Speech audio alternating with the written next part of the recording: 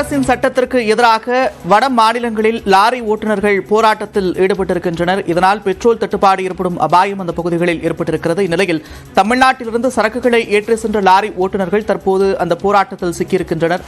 அண்மை செய்தியாக பார்க்கிறோம். இது தொடர்பாக அங்கிருந்து லாரி ஓட்டுநர் ஒருவர் பேட்டி அளித்திருக்கிறார். அதனை தற்போது பார்க்கலாம்.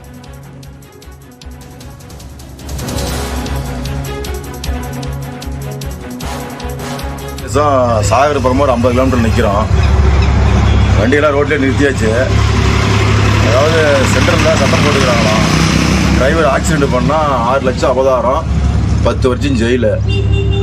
இதை கண்டிச்சு இங்கே இருக்கிற அசோசியேஷன், டிரைவர் அசோசியேஷன் வந்து வண்டியெல்லாம் நிறுத்திட்டாங்களாம். எனக்கு முன்னாடி 50 கிலோமீட்டர் வண்டி நிற்கிது, எனக்கு பின்னாடி ஒரு 50 கிலோமீட்டர் நிற்கிது. நாங்கள் வந்து 3 மணி நேரம் 4 மணி நேரம் ஆயிடுச்சு. இங்கே நடுக்காட்டில் நிற்கிறோம். எதுவும் போகிறதுக்கு வழி இல்லை. எப்போ கிளியர் ஆகுதோ தெரியல. ஒரு தண்ணி வசதி இல்லை, ஒரு கடை வசதி இல்லை, எதுவுமே இல்லை. ஒரு காடாக இருக்குது 2 பக்கமும்.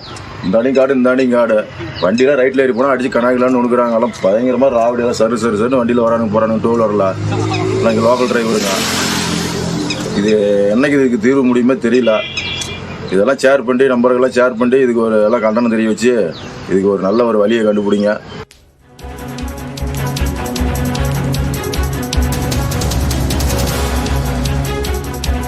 லாரி ஓட்டுநர்களின் போராட்டத்தால் பல்வேறு பகுதிகளில் தமிழகத்திலிருந்து சரக்குகளை ஏற்றி சென்ற லாரி ஓட்டுநர்கள் அந்தந்த பகுதிகளில் சிக்கி தவித்து வருகின்றனர். உணவு உள்ளிட்ட அடிப்படை வசதிகள் கிடைக்காமல் அவர்கள் தவித்து வருவதாகவும் கூறப்படுகிறது. நிலையில் இது தொடர்பாக கருத்துக்களை பகிர்ந்து கொள்வதற்காக தமிழ்நாடு லாரி ஓட்டுநர் சங்க சம்மேளனத்தினுடைய தலைவர் திரு தன்ராஜ் அவர்கள் இணைப்பில் இருக்கிறார். அவரோடு பேசலாம். சார் வணக்கம்.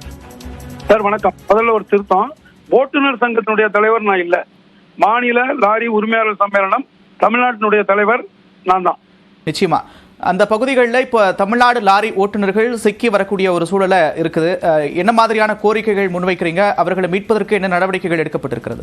சார், அதில் மீட்பதற்குங்கிறது ஒன்றும் இல்லை. நிற்கிறவரும் டிரைவர் தான். அவரும் இந்த போராட்டத்தில் கலந்துகிட்டு இருக்கார்.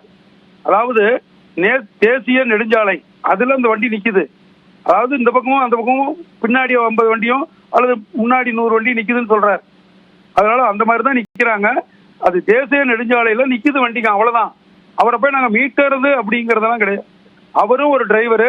அந்த டிரைவருக்கும் அந்த சட்டத்தால நம்முடைய மத்திய அரசு கொண்டு வந்திருக்கிற ஒரு இந்த சட்டத்தால தான் புதிய இந்த குற்றவியல் சட்ட மசோதாவினுடைய சாரம்சத்துக்காக தான் அந்த டிரைவர்கள் போராடுறாங்க.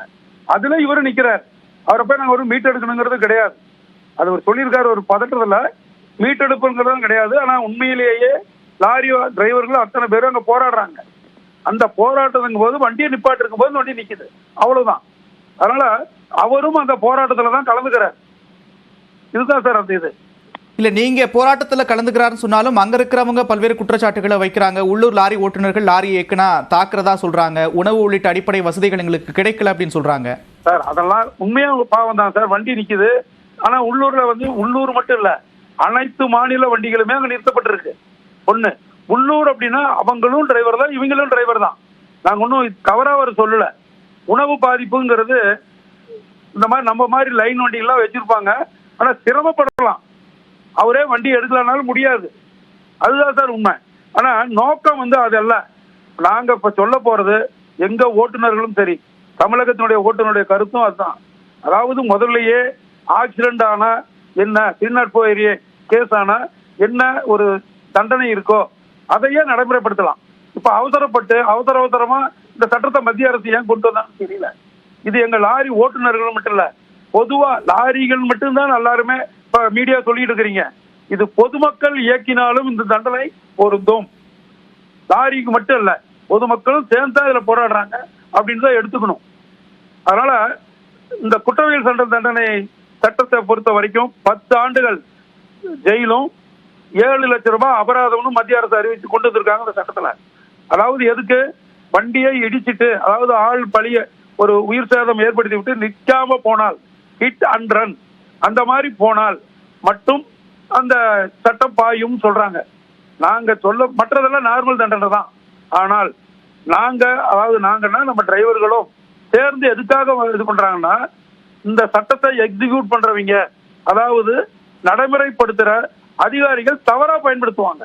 அவங்களுக்கு வேண்டுறாங்களே, வட மாநிலத்துக்கு போனோம்னா ஒரு ஆக்சிடென்ட் ஆயிடுச்சுன்னா ஒரு உயிர் பலி ஏற்ப ஏகப்பட்ட செலவு தமிழகத்து வண்டிக்கும் சரி, அந்த ஒரு குறிப்பா லாங்குவேஜ் ப்ராப்ளம் மற்றது எல்லாமே. அந்த மாதிரி நேரத்துல இந்த சட்டத்துல அவங்களே போய் நாங்க தான் ஆக்சிடென்ட் பண்ணி சொன்னாலும் நீ அதிகமா பணம் கொடுக்கலினா நாங்க உங்களுக்கு இந்த மாதிரி போடுவோம், இந்த மாதிரி கேஸ போடுவோம் சொல்லு மிரட்டுறதுக்கு தான் இது பயன்படும். அதனால எங்க லாரி டிரைவர்கள் பயப்படுறது, அவங்களுக்கு ஒரு 10 ஆண்டுகள் போட்டாங்கன்னா அவங்களுக்கு அந்த குடும்பம் இருக்கு, அவங்க என்ன பண்ணுவாங்க, அவங்களுடைய வாழ்வாதாரம் ஏகப்பட்டது பாதிக்கும். இந்த சட்டத்தை தவறா பயன்படுத்துவாங்க அப்படிங்கிறது தான் எங்க லாரி டிரைவர்களுடைய ஓட்டுநர்களுடைய இந்த போராட்டத்திற்கு உண்டான சாத்தியம். அதனால இப்ப பாருங்க, இப்ப பேச்சுவார்த்தைக்கு 7 மணிக்கு கூப்பிட்டுருக்காங்க. எங்களுடைய அகில இந்திய மோட்டார் டிரான்ஸ்போர்ட் காங்கிரஸினுடைய லாரி உரிமையாளர்கள் சம்மேளனத்தினுடைய நிர்வாகிகள் சேர்மன் டாக்டர் சண்முகப்பா மற்றும் மதன் பிரசிடென்ட் அவர்கள்லாம் இப்ப கலந்துருக்காங்க, முன்னோடி தலைவர்கள்லாம். அதுல மத்திய அரசினுடைய நிலைமையை லாரி உரிமையாளர்களும் சரி லாரி ஓட்டுநர்களுடைய நிலைமையும் பொதுமக்களுடைய நிலைமையும் எடுத்து தெளிவா சொல்ல போறாங்க. இது மத்திய அரசினுடைய உள்துறை செயலாளர் தான் இந்த பேச்சுவார்த்தைக்கு அழைச்சிருக்காரு. இதுல நல்ல தீர்வு நிச்சயம் எட்டும் அப்படிங்கிறது மட்டும்தான் நாங்க எதிர்பார்க்கிறோம், நம்பலாம். நன்றி திரு தன்ராஜ், இணைப்பில் கருத்துக்களை பகிர்ந்து கொண்டமைக்கு.